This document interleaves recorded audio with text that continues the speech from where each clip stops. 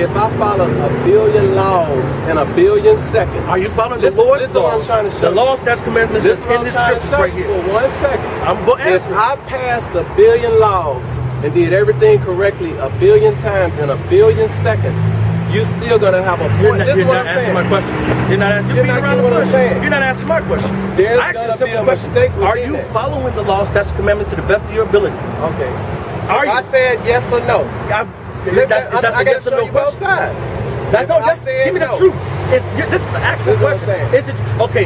Could you ask me, am I following the law, statutes, commandments? Are you following the law, statutes? To the best of my ability, I'm following all the laws, statutes, commandments that I possibly can. Right now, I'm not in Israel, so certain commandments I can't follow. I can't build an altar out of 12 perfect stones that's untouched by man, and then take a goat and sheep and cut it. But I want to, so I can't follow that one. All right, to atone for whatever sin that I committed. But what I can do is follow, don't steal from my brother, don't murder my brother, don't commit adultery with my brother's woman, all right? Then I can say that I'm following the law, statutes, commandments to my best of my ability. I'm not going out there eating pork willingly. I'm not going out there eating shrimp, lobster, and crab. I'm not going up there trying to justify living any type of wickedness. Hold on. Does that give me credence and I'm a great man and I'm making it to the kingdom? Isaiah, the 61st chapter, said our righteousness are as filthy rags, man. Because you know what? Once we as a nation broke the law, statutes, commandments that the Most High gave us, we were put out of Israel. So you're dealing with a thing that's in your conscience now. What you mean? Your conscience is not settled.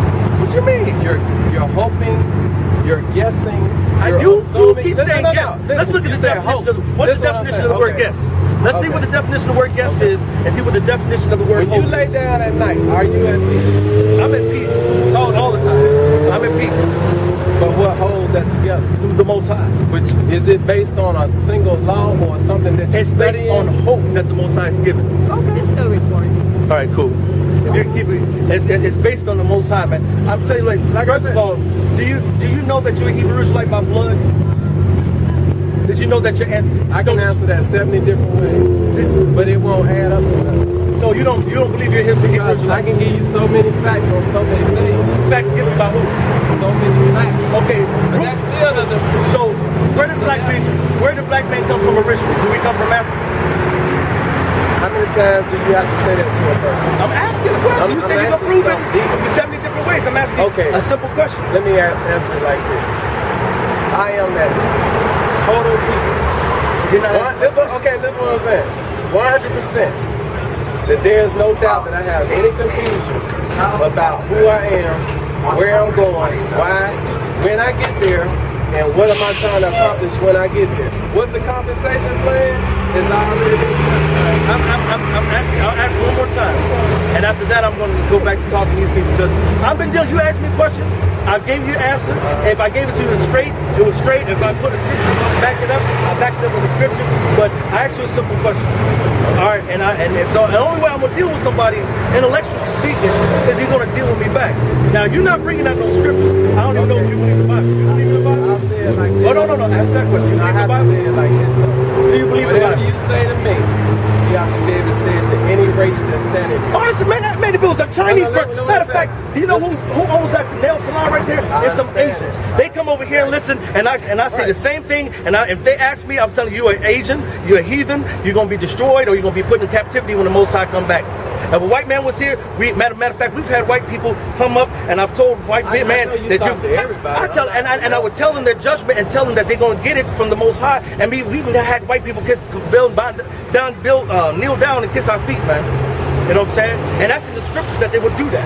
He said they will come, and I just read some a few minutes ago how they will come a bending to thee and come. Matter of fact, I'm gonna read one just to prove what the scripture said that will happen, and it actually happened.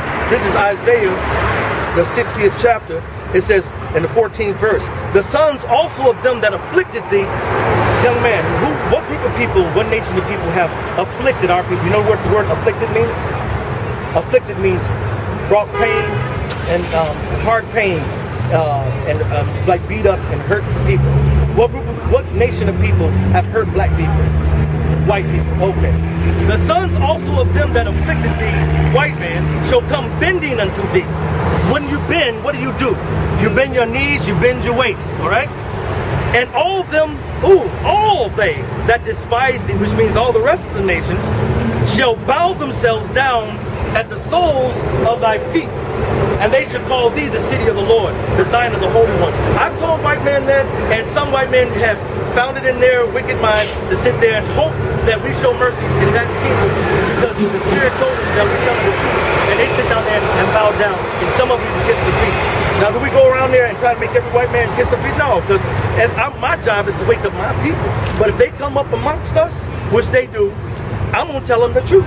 I'm not hiding shit. Matter of fact, this camera right here is on YouTube, showing everybody. I had Chinese people cut off my gas, come up there and come down there and shut off our phones, because we came out talking about the Chinese and how they're wicked and most likely going to destroy them. And they send me emails talking about they're going to kill me, they're going to do this, do all this and that. So we don't care about who we do this truth for.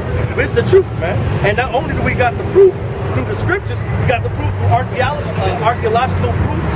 Because if you go back into Egypt, ancient Babylonia, ancient Greek, ancient Rome, and over in Europe, according to every time period, you'll see niggas with afros and beards, braids and beards, waves and beards, and either being in captivity or us in rulership. Even in Rome, when it was the Holy Roman Empire, that was niggas ruling. Septimius Severus, he was the first Hebrew Israelite to rule over there. And you see the bust of him, he has an afro and a beard. And you know, black man. All right? And so we prove it through archaeology, we prove it through the scriptures, we prove it through oral tradition. Amen. Our ancestors sang Kumbaya. Kumbaya, my Lord, Kumbaya. Kumbaya is Hebrew.